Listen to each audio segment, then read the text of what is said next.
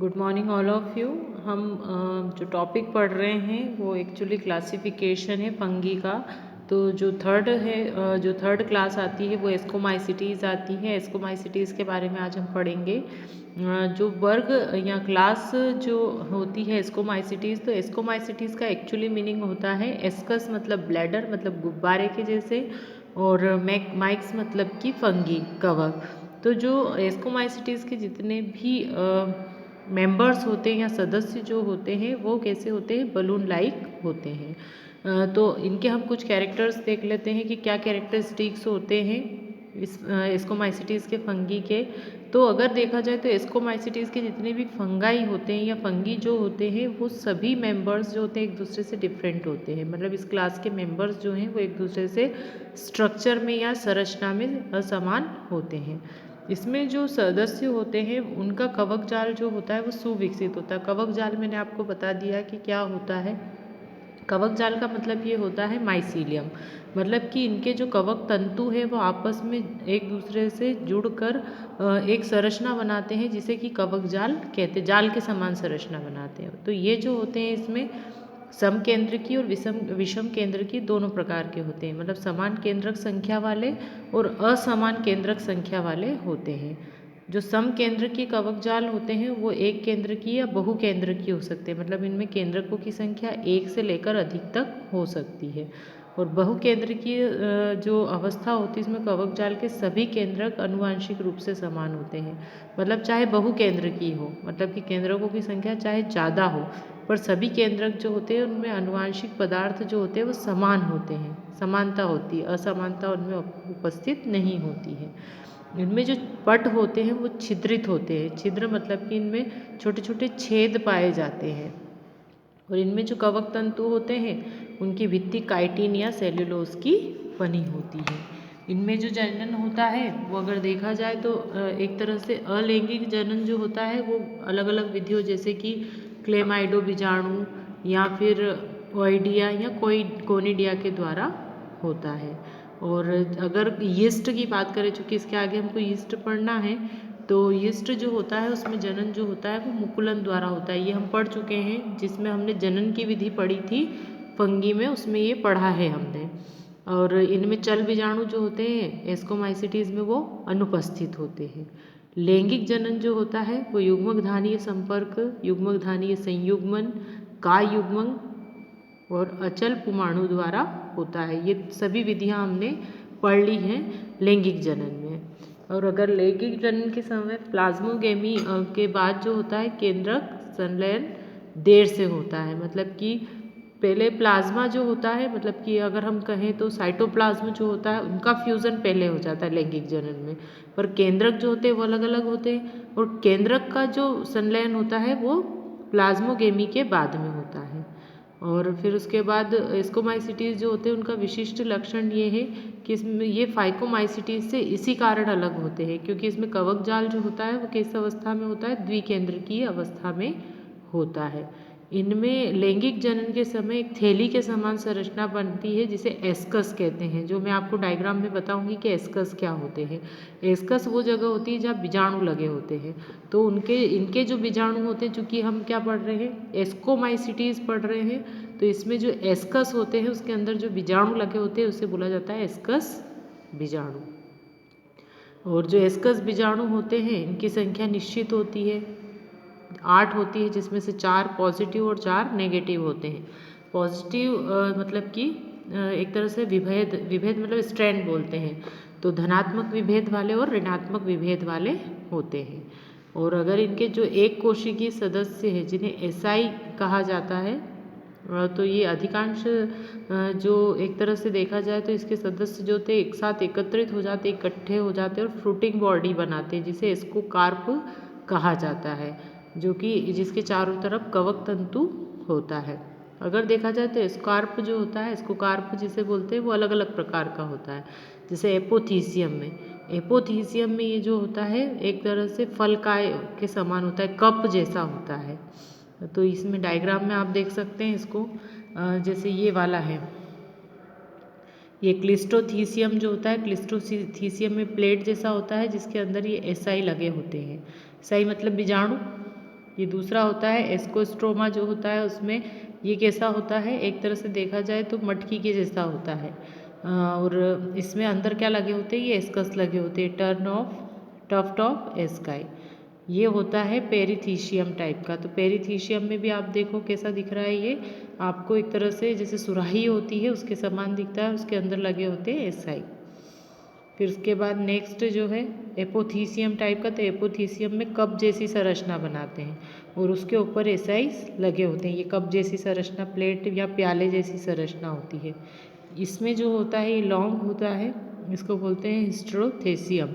हिस्ट्रोथेशियम में ये अलग होते हैं जिसके अंदर एसाई या बीजाणु लगे होते हैं। तो इनके बीजाणु जो होते हैं एक तरह से पहले ही हमने पढ़ लिया था कि जो एस्कोमाइसीटीज के सदस्य वो संरचनात्मक रूप से एक दूसरे से भिन्न होते हैं, उनमें बहुत ज़्यादा भिन्नता पाई जाती है क्योंकि इनमें जो बीजाणु लगते हैं उनकी संरचना एक तरह से उनके लगने का क्रम और बाहर से इनकी शेप और साइज जो होती है वो अलग अलग होती है। तो उस आधार पर ही इनमें बीजाणु लगे होते हैं। तो बीजाणु जो होते हैं या जिसे एस्कोकार्प या एसाई बोलते हैं, तो उनकी अरेंजमेंट जो होती है वो अलग अलग प्रकार की होती है। तो उसी आधार पर इन्हें अलग अलग भागों में बांटा जाता है। नेक्स्ट आता है एस्कोमाइसीटीज़ के हम कुछ महत्वपूर्ण जो एग्जाम्पल्स हैं वो देख लेते हैं कि इसके क्या एग्जाम्पल है। जैसे कि सेकेरोमाइसीस, यीस्ट तो आप सभी जानते ही हैं। यीस्ट जो होती है इसका उपयोग जो होता है फर्मेंटेशन के लिए या फिर किण्वन के लिए बहुत ज़्यादा किया जाता है।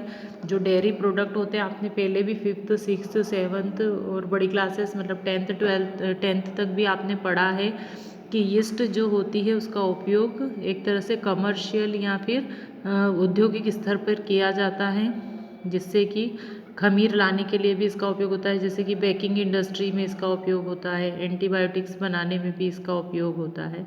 तो ये क्या है, ये भी एस्कोमाइसीटीज़ का ही एक सदस्य है। जैसे ब्रेड आप सभी खाते होंगे, तो ब्रेड में जो खमीर आता है वो किसके कारण आता है, यीस्ट के कारण। और जैसे केक होता है, केक के लिए इसका यूज़ होता है। और जो वाइन, शैम्पियन, कोको कोला, ये सब चीज़ें जितनी भी चीज़ें हम लोग देखते हैं या पीते हैं, तो ये सभी चीज़ें जो होती है यीस्ट के फर्मेंटेशन के थ्रू बनती है। क्योंकि फ्रूट जो होते हैं उनका फर्मेंटेशन किसके थ्रू होता है, यीस्ट के थ्रू ही होता है। और यीस्ट जो है वो एक फंगी है जो कि फंगी के क्लास एस्कोमाइसीटीज़ का सदस्य है। और इनमें जो जनन होता है वो किसके द्वारा होता है, मुकुलन द्वारा। मुकुलन का मतलब मैंने बता दिया था, जैसे आलू में एक बर्ड निकलती है छोटी सी जिसको हम आँख बोलते हैं, अगर हम उसको काट कर अलग लगा देते हैं तो नया पौधा विकसित कर सकते हैं। तो सेम एज जो यीस्ट होती है, तो यीस्ट तो एक तरह से देखा जाए तो ये एक कोशिकीय फंगी है। अगर इसमें क्वेश्चन आता है कि किसी एक कोशिकीय फंगी का नाम लिखिए, तो वो है यीस्ट, जिसमें विभाजन होता है और ये मुकुलन द्वारा ही इसमें जनन होता है। चूँकि ये क्या होते हैं, मृत जीवी होते हैं, परंतु इसके कुछ जो सदस्य वो कैसे होते हैं, परजीवी के रूप में होते हैं। इनमें जो 2 कोशिकाएं होती हैं उनमें एस्कस बीजाणुओं के मध्य संलयन होता है। मतलब अलग अलग एस्कस बीजाणु बनते हैं और वो दोनों क्या होते हैं, एक दूसरे से जुड़ते हैं, जिसके कारण की जनन होता है। जिसमें केवल कितने एस्कस बीजाणु होते हैं, 4। यीस्ट की कोशिका संरचना विशेषकर केंद्रक की स्थिति को लेकर बहुत सारे जो साइंटिस्ट है वो इसकी स्थिति मतलब केंद्रक जो होती है, न्यूक्लियस जो होती है, उसकी स्थिति को लेकर बहुत सारे इनमें मतभेद हैं कि अगर हम इसका कुछ अध्ययन किए गए हैं जिसके आधार पर ये बताते हैं कि यीस्ट जो होती है उसमें केंद्रक या रिक्तिकाएँ अलग अलग होती है। जैसे यहाँ पर दे रखा है, ये जो है ये वैक्यूल है, इस पर ये एक यीस्ट की संरचना है।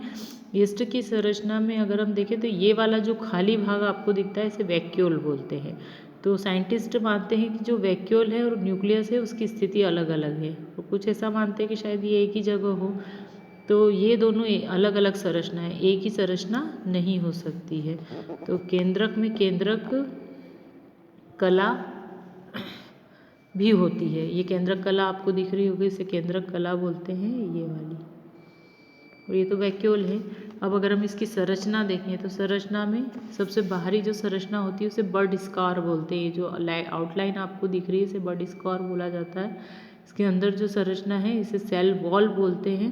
के ऊपर बड स्कार का मतलब ये तो जहाँ से ये जुड़ते हैं किसी भी चीज़ से, और ये इसे सेल वॉल बोलते हैं, इसे सेल मेम्ब्रेन बोलते हैं। ये स्टोरेज ग्रेन्यूल्स है, ग्रेन्यूल्स के फॉर्म में, मतलब इसका जो फूड होता है वो ग्रेन्यूल्स के फॉर्म में होता है। इनमें माइटोकॉन्ड्रिया भी पाए जाते हैं। ये वैक्यूल है जो बड़ी सी संरचना है जिससे, जो कि उत्सर्जित स्वभाव की होती है। इसके शरीर में जो भी चीज़ें बनती है उसे शरीर से बाहर करने का काम रिक्तिका या वैक्यूल करती है। ये न्यूक्लियस होता है और ये न्यूक्लियोलस होता है, दोनों में अंतर है। ये केंद्रक है और ये केंद्रिका है, तो इसको न्यूक्लियस बोलेंगे, कंप्लीट संरचना को इसको न्यूक्लियोलस बोलते हैं। इसके अंदर राइबोसोम्स, इसके ऊपर जो ये डॉट जैसी संरचनाएं होती है उसे राइबोसोम बोलते हैं, जो कि प्रोटीन फैक्ट्री के रूप में भी जाने जाते हैं। एंडोप्लाज्मिक रेटिकुलम है एंड वॉल्यूटिन ग्रेन्स होते हैं। इसके आसपास जो ये डॉट्स लगे हुए हैं इसे वॉल्यूटिन ग्रेन्स बोलते हैं। अगर इसकी जो प्रजातियां होती हैं उनमें जो जीवन चक्र मतलब इनका जो लाइफ साइकिल है वो 3 प्रकार का होता है। लाइफ साइकिल का मतलब ये होता है कि ये अपना जीवन यापन कैसे करते हैं। तो जैसे हैप्लोबायोटिक, डिप्लोबायोटिक और हैप्लोडिप्लोबायोटिक होता है। तो जो हैप्लोबायोटिक होता है उसमें सेक्रोमाइसिस ऑक्टोस्पोरस में पाया जाता है इस तरह का जीवन चक्र, और डिप्लोबायोटिक सेक्रोमाइसिस लुडविजियाई में पाया जाता है। हैप्लोडिप्लोटिक दोनों प्रकार का जो होता है वो सेक्रोमाइसिस सिरेविसी में पाया जाता है। और यीस्ट जो है इसका बहुत ज़्यादा कमर्शियल वैल्यूज़ हैं, जिसको मैं आपको बता देती हूँ कि इसकी क्या वैल्यूज़ हैं। तो एक तरह से देखा जाए तो इसमें जो जाइमेज एंजाइम होता है, तो ये जाइमेज एंजाइम क्या करता है, जो शुगर होती है या जो शर्करा होती है उसको किस में बदल देता है, एथिल अल्कोहल में बदल देता है। इसीलिए आपने देखा होगा जो अंगूर होते हैं या जो ऑरेंज होती है, इनकी शर्करा को विघटित करने के लिए यीस्ट का उपयोग किया जाता है और वो किस में बदल देते हैं उसको, एल्कोहल में। तो इसीलिए जो ड्रिंक्स वगैरह बनती है वो यीस्ट के द्वारा बनती है।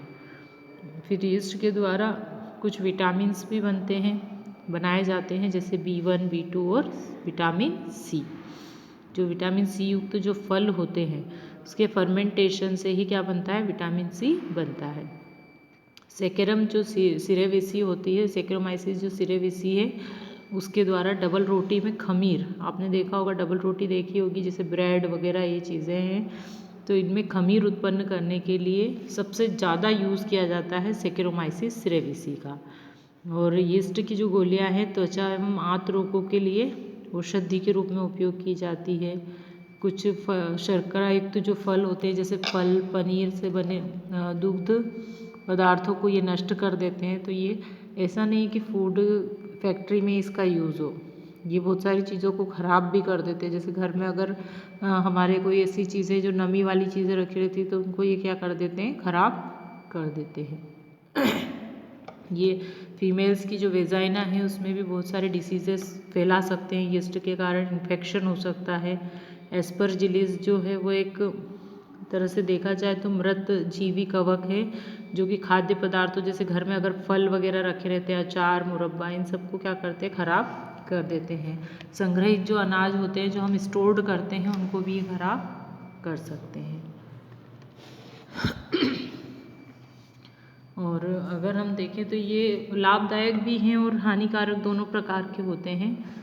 और इनका उपयोग इन्हें एक तरह से एस्परजिलस को प्रयोगशाला का खरपतवार भी कहते हैं। और इसकी बहुत सारी जातियां हैं जो महत्वपूर्ण है, जैसे कि पेनिसिलियम नोटेटम जो है उसका यूज़ एंटीबॉडीज़ बनाने में, एंटीबायोटिक्स बनाने में किया जाता है, जो रोगों के प्रति प्रतिरोधक क्षमता को बढ़ा देती है। पेजाइजा जो है कप के समान देखा जाए तो मृत जीवी है, सेप्रोफिटिक फंगी है, जो कि जली हुई लकड़ी पर उगती है, गोबर पर उगती है ना, और इसे कप फंगी भी कहते हैं। क्लेविसेप्स जो है ये पोएसी कुल के सदस्य जैसे कि अर्गट वगैरह में रोग उत्पन्न करती है। न्यूरोस्पोरा जो है वो डबल रोटी का लाल कवक है। बीटल और टाटम वैज्ञानिकों ने इसका प्रयोग अनुवांशिकी के अध्ययन में किया था, जिससे कि अनुवांशिकी संबंधों को पता लगाया जा सकता है। तो इस तरह से बहुत सारे ऐसे कवक हैं जिनका यूज़, जैसे पेनिसिलियम है, डायग्राम्स में आप देख रहे होंगे पेनिसिलियम जो फर्स्ट नंबर पे है, ये पेनिसिलियम फंगी है। फिर उसके बाद सेकेरोमाइसिस है, ये एस्परजिलस फंगी है जो सबसे ज़्यादा होता है, मृतजीवी है ये। और उसके बाद है फिर क्लेविसेप्स और ये है पेजाइजा। तो इनकी आकृति और आकार भी सभी के अलग अलग होते हैं, अलग अलग प्रकार के फंगी होते हैं जो रोग भी उत्पन्न करते हैं और उपयोगी भी होते हैं। अब इसके बाद जो हम पढ़ेंगे वो है बेसिडियोमाइसीटीज, 4th वर्ग है ये फंगी का, जो मैं आपको नेक्स्ट वीडियो में सेंड करूँगी। Thank you.